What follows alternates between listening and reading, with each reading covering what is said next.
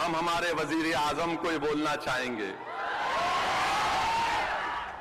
وزیر اعظم کو یہ بولنا چاہیں گے، وزیر اعظم جو ہے دو چیزوں پر زبانی نہیں کھولتے، باقی سب پہ بولتے انہوں۔ ایک ہے پیٹرول 100 روپے ہو گیا،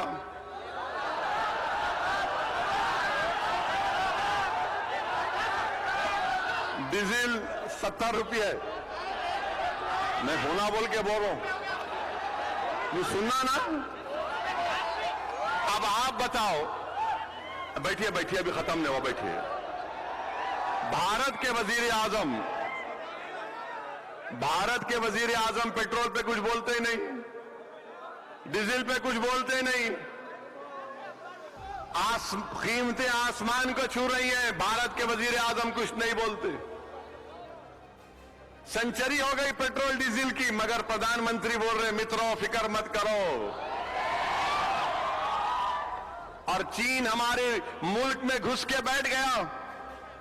جب پلوامہ پاکستان نے کیا تو مودی نے کہا تھا گھر میں گھس کے ماریں گے، ہم نے کہا مارو گھس کے، مگر اب چین ہمارے گھر میں گھس کے بیٹھا ہے، انہوں کچھ ہی نہیں کر رہا۔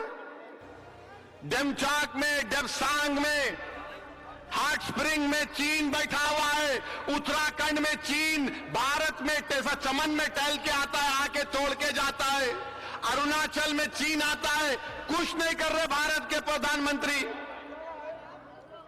بھارت کے پردھان منتری چین کے بارے میں بولنے سے ڈرتے، ایسا لگتا ہے کبھی کبھی چائے میں بھی چینی نہیں ڈالتے، نہیں چین نکل جائیں گے۔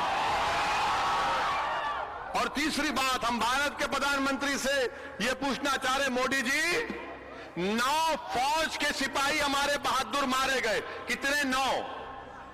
9 فوج کے سپاہی مارے گئے، اور 24 تاریخ کو انڈیا پاکستان کا T20 ہوگا۔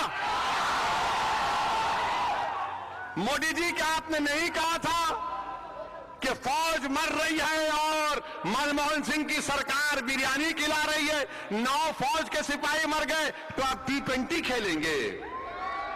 پاکستان کشمیر میں T20 کھیل رہا ہے بھارت کے لوگوں کے جانوں سے، بہار کے قریب کام کرنے والوں کا قتل ہو رہا ہے، ٹارگیٹڈ کلنگ ہو رہی ہے۔ کیا کر رہی ہے آئی بی امت شاہ؟ انٹیلیجنس کیا کر رہا ہے کشمیر میں؟ ہتھیار آ رہے ہیں اور آپ کیا میچ کھیلیں گے؟ پاکستان کے پاس سے ٹیررسٹ آ رہے ہیں، کون سا سیز فائر آپ نے کیا LOC پر؟ کیوں کیا آپ نے ایسا سیز فائر کیا کہ ڈرون سے ہتھیار آتے ہیں؟ 370 نکالا تو بہت بولے تھے، سب ختم ہو گیا کشمیر میں۔ کیا ختم ہوا؟ کچھ ختم نہیں ہوا۔ ٹارگیٹڈ کلنگ کشمیر میں ہو رہی ہے، یہ مودی سرکار کی ناکامی ہے جو کشمیر میں ہو رہا ہے۔ آپ کے پاس کوئی پالیسی نہیں ہے ٹیررزم کے اوپر۔ اور میرے عزیز دوستوں، بزرگوں، یہ دارالسلام مجلس کو کیا ایسے ملا؟ مجلس کو ایسے ملا دارالسلام؟ پوچھو پاشا قادری سے، جب دارالسلام کے لیے عبدالواحد اویسی کو 11 سال مقدمہ لڑنا پڑا، مقدمہ جیتے تو سالار اندر آئے دارالسلام کے، گھس کے نکال کر سامان پھینکا۔ یہ عمارت انجینئرنگ کالج کی، یہ تمام عمارتیں گھر میں بیٹھنے سے بنی؟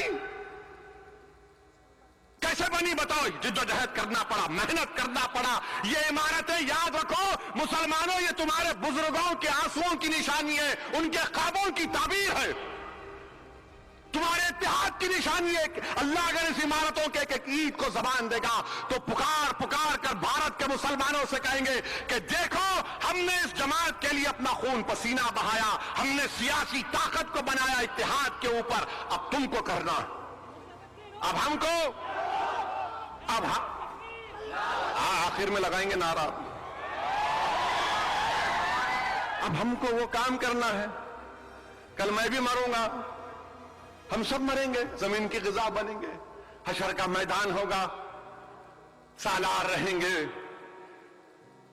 ہمارے غلام غوث خان معتمد ماما رہیں گے، عبدالواحد اویسی رحمت اللہ علیہ، حبیب محمد خان ڈلازی، شیخ محمد اختار اسماعیل زبی، رحمت حسین زیدی، خواجہ ابو سعید، سید سجاد، नसरुद्दीन ओवैसी शर्मिंदा हो जाएगा उस दिन। नहीं, मुझसे जो होगा मैं करूंगा। जीत हार अल्लाह के हाथ में है। कम से कम मरने से पहले तिश्नगी तो नहीं रहेगी, अरे मैं कुछ करना था, जाना था। कोशिश करना हमारा काम है। दिलों का हाल अल्लाह जानने वाला है। और ये हमारे पे जो तनकीद करते हैं, किसी शायर ने अच्छा कहा, लिखकर लाया जरा, यही तो इम्तिहान है तनवीर, यही तो इम्तिहान है तनवीर, किसने किसको खुश करना है। यही तो इम्तिहान है तनवीर, किसको किसको खुश करना है। लेकिन हशर को होगा मालूम कि जीता कौन और हारा कौन। हशर को होगा मालूम कि जीता कौन और हारा कौन। और हम सूए हशर चलेंगे शाह अबरार के साथ।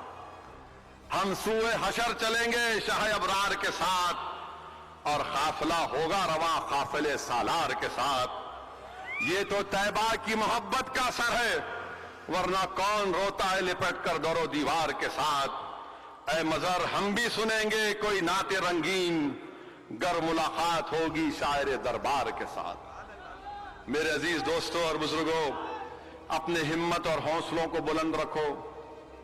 ये जो मजलिस के खिलाफ दिल्ली से लेकर हैदराबाद, हैदराबाद से लेकर यूपी, यूपी से लेकर बिहार, कश्मीर से लेकर कन्याकुमारी तक इनको एक ही मर्द नजर आता, उसका नाम असदुद्दीन ओवैसी। किसी के बारे में कुछ नहीं बोलते, किसी के बारे में ये आदमी नहीं आना, ये क्यों आ रहा भाई हैदराबाद से, ये क्यों आ रहा, क्या जरूरत है आपको। मेरे अजीज दोस्तों, अल्लाह जानता है सरकार का जलसा है। मैं अपनी अना की तस्कीन के लिए या मेरे तमाम जमात के जिम्मेदारान अपनी अना या अपनी मकबूलियत के लिए नहीं जा रहे। हम नाइंसाफी का खत्म करने के लिए, मुसलमानों को उनका हक दिलाने के लिए, मुसलमानों के उनकी वोट की अहमियत को पैदा करने के लिए, मुसलमानों के मसाइल के लिए, मुसलमानों के जुल्म के खात्मे के लिए, नौजवानों के रोशन मुस्तकबिल के लिए, अपनी बच्चियों के तहफ्फुज के लिए जा रहे हैं। और जमहूरियत को मजबूत करना हमारा काम है। मगर मंजलिस पर तनकीद करना, मंजलिस पर उंगलियां उठाते रहो। जब तक अल्लाह जिंदा रखेगा, मंजलिस इत्तेहादुल मुस्लिमीन भारत के कोने कोने में जाएगी। और फिर मेरे अजीज दोस्तों और बुजुर्गों,